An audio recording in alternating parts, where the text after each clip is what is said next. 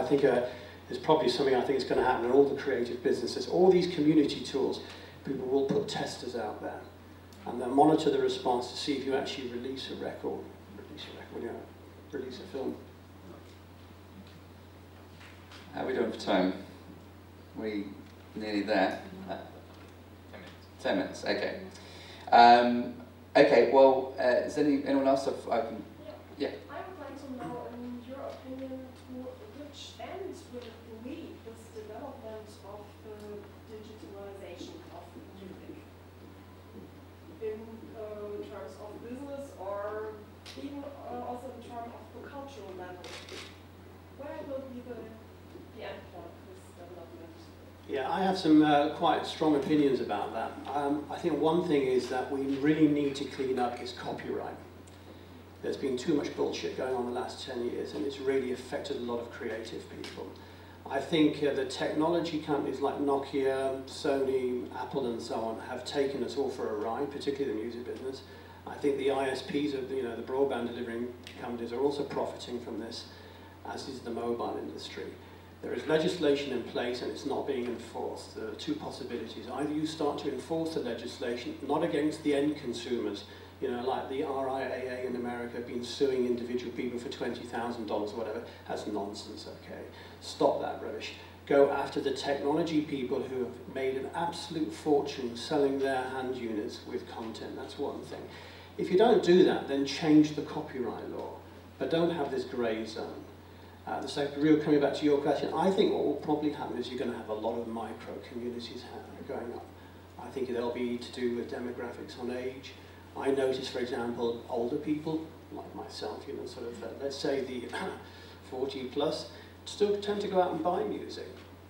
They still go out and buy CDs. So I think there'll just be lots and lots of communities. But unless the copyright issue really gets resolved, there'll be no money. And that is a serious thing. Any views on that, Christof? Well, an end point, I hope, is not going to be reached. In terms of, no, please. No. I don't like it. So, I mean, it's a new technological level, and everybody gets used to it. And when you first, it's get like some research level, and then you know how it works, and then that's what I mean. It's a point where it's a state of the art. Mm-hmm. How to deal with it, how to, yeah. There is no two ways about it. Mirko has already pointed out. I think the main thing is to bring the ISPs in. The ISPs are today what our traditional distributors were. They distribute the content and they make a killing on that. And they are the only ones generating income by distributing film, music, books, all of that stuff. And one day they will, and if any copyright law should be enforced, I mean, the legislation is actually there. You've said it. I can only repeat really what he said. But I think we've been working. We've been working towards trying to bring the ISPs to the table and sitting down with them and saying, look, people, the majority of files that are going, the traffic that goes over your broadband system is content that is sort of somewhat out there. And we'll have to work along them. And if it's just a distribution fee, I mean, that's what we get, a distribution fee. Otherwise, we will be sitting there like the beggar on the street and go, because no one has to give us money. And what it leads to is we're not going to be able to invest in new talent. I can't. If I discover somebody who I think is absolutely talented and say, okay, go into the studio, work with this producer, do this, do that, make a video, all these things cost money, but if at the end of the day no one pays for it, obviously that leaves no choice but, oh, okay, so we can't really invest into new talent.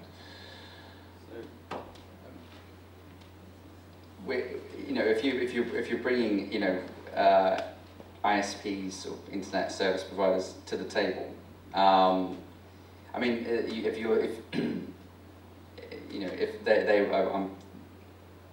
there is a kind of a fee, you say, would that then be passed on to the consumers, as in the people that are sort of that renting the broadband? Do you think that's an issue? Do you think that's a defence? And do you think?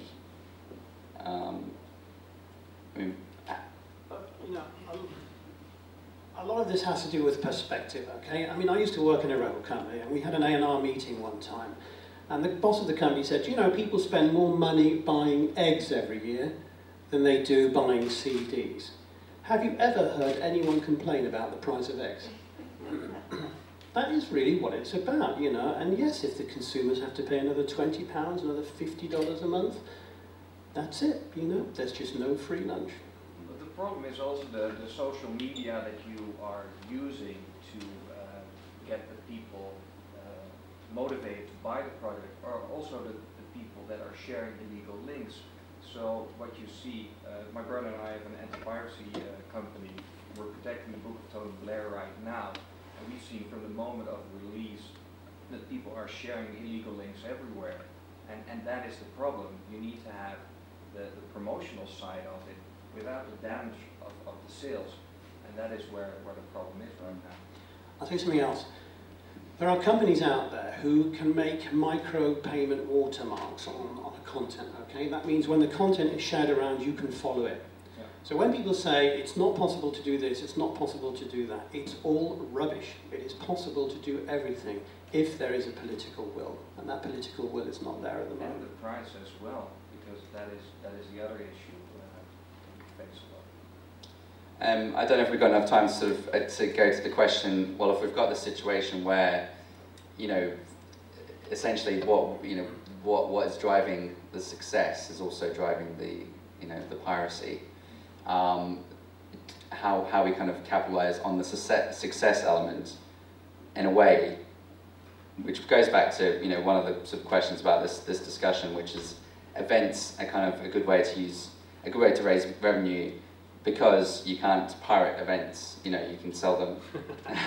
So, well, I mean, you say if people need to come into a venue, then, you know, there's that kind of, you know, you can't share events over the internet. What they do is they do something outside the venue. Elaborate. I mean, I won't go into too much detail, but one of the problems why we have so many bands playing at South by Southwest is because if we didn't, the venues themselves would go and put on their own little concerts, which, you know, we don't like to stop people. We have a lot of parties going on at South by Southwest, which are not official parties. Fine, no problem with that, except when you get big guerrilla companies coming down from LA and New York, hiring car parks and charging big corporate sponsors to have their bands play. That is piracy. They're using our name to sell their event. You know, this is, I think it's kind of like a biological process, okay? It's like parasites and hosts. You can't stop it, it's always going to be there. It's just that you've got to make sure the host stays alive.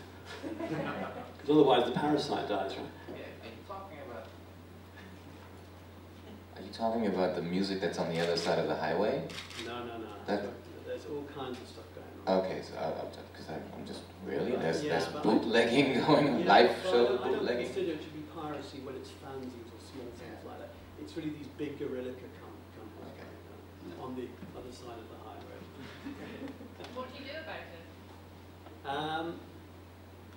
In the case of big companies where we know they're out to make a killing, we close them down. So we have, like I said, a lot of fanzines, small independent labels. Fine, get on with it, go and do it. When people come down from LA and New York and try and do these things, we close them down. And it takes sometimes, you know, a lot of legal costs, but we do it. And actually, I think it protects everyone who pays to come to the event. It protects all the people who are doing the showcases properly, you know, playing the game. It protects them, not just us.